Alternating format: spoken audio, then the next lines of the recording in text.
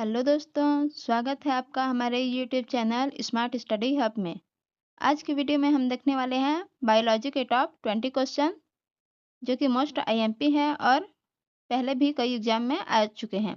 तो फ्रेंड्स, अभी तक आपने हमारे चैनल को सब्सक्राइब नहीं किया है तो प्लीज़ पहले चैनल को सब्सक्राइब कर लें और बेल आइकन को प्रेस कर दें। चलिए शुरू करते हैं। पहला क्वेश्चन है, मानव शरीर की सबसे बड़ी ग्रंथि कौन है? मानव शरीर की सबसे बड़ी ग्रंथि कौन है? तो इसका आंसर होगा ऑप्शन सी, यकृत। ये मानव शरीर की सबसे बड़ी ग्रंथि है।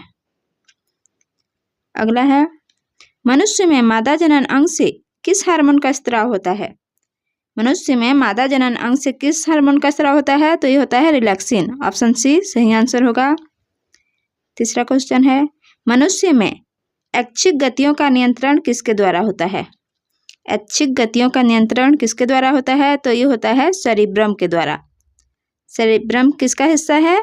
तो ये मस्तिष्क का हिस्सा है। सेरिब्रम मस्तिष्क का हिस्सा है और मस्तिष्क में भी अग्र मस्तिष्क का हिस्सा है सेरिब्रम। चौथा क्वेश्चन है, शरीर का तापक्रम कहाँ नियंत्रित होता है? शरीर का तापक्रम नियंत्रित होता है हाइपोथैलेमस से। हाइपोथैलेमस में शरीर का ताप नियंत्रित होता है और ये भी मस्तिष्क का हिस्सा है। अगला क्वेश्चन है, अमीबा में भोजन का अंतर्ग्रहण किसके द्वारा होता है? अमीबा में भोजन का अंतर्ग्रहण होता है कुटपाथ के द्वारा। ये कुटपाथ के द्वारा अपना भोजन ग्रहण करते हैं। Option A right answer. अगला है, निम्न में कौन सा एंजाइम लार में पाया जाता है? तो ये होता है ptyalin. Option C ptyalin enzyme लार में पाया जाता है। अगला क्वेश्चन है, वह प्रक्रिया जिसके द्वारा मनुष्य श्वास ग्रहण करता है और छोड़ता है, इसे क्या कहते हैं? तो इसे कहते हैं श्वासोच्छ्वास। श्वास ग्रहण करना और छोड़ना श्वासोच्छ्वास की प्रक्रिया के द्वारा पूर्ण होता है। अगला क्वेश्चन है, ऊर्जा उत्पादन के लिए कोशिका प्रायः किसका उपयोग करती हैं? तो ये करते हैं ग्लूकोज का। ऑप्शन बी सही आंसर होगा। ऊर्जा उत्पादन के लिए कोशिका ग्लूकोज का उपयोग करते हैं।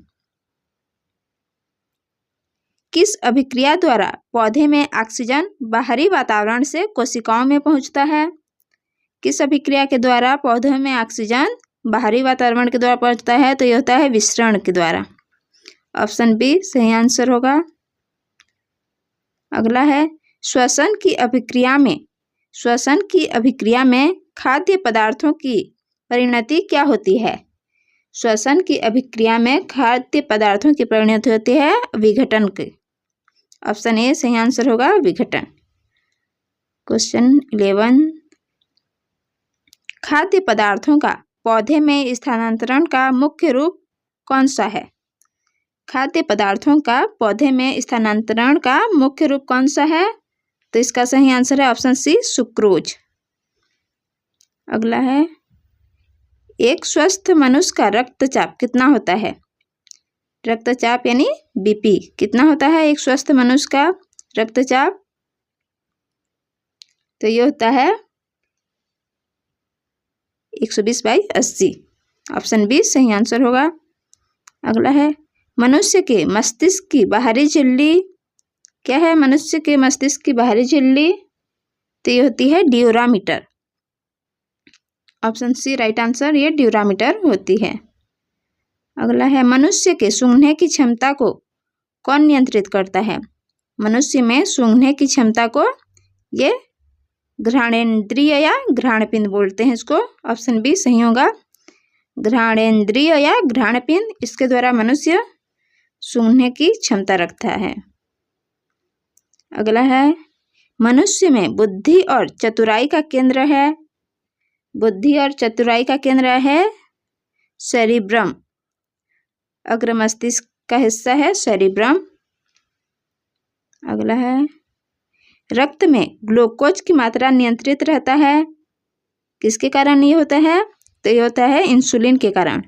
रक्त में ग्लूकोज की मात्रा इंसुलिन के कारण नियंत्रित रहता है। अगला है, ऑक्सीजन क्या है? ऑक्सीजन क्या है? तो ऑक्सीजन एक एंजाइम है, ऑक्सीजन एंजाइम में आता है। अगला है जैव प्रक्रम के अंतर्गत, इनमें से कौन आता है जैव प्रक्रम के अंतर्गत? तो ये सभी आते हैं, पोषण, उत्सर्जन, श्वसन, ये सभी जैव प्रक्रम के अंतर्गत आते हैं।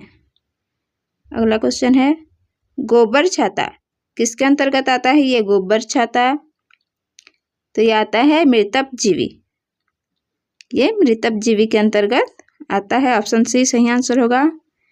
अगला है वायुमंडल में सामान्यतः CO2 पाया जाता है। हाँ पाया जाता है। ये कितना % पाया जाता है? ये 0.03%। वायुमंडल में कार्बन डाइऑक्साइड की मात्रा होती है 0.03%। ये नाइट्रोजन है, ऑक्सीजन है। तो आज के 20 क्वेश्चन यही कंप्लीट होते हैं। वीडियो पसंद आए तो वीडियो को लाइक करके चैनल को सब्सक्राइब कर दें।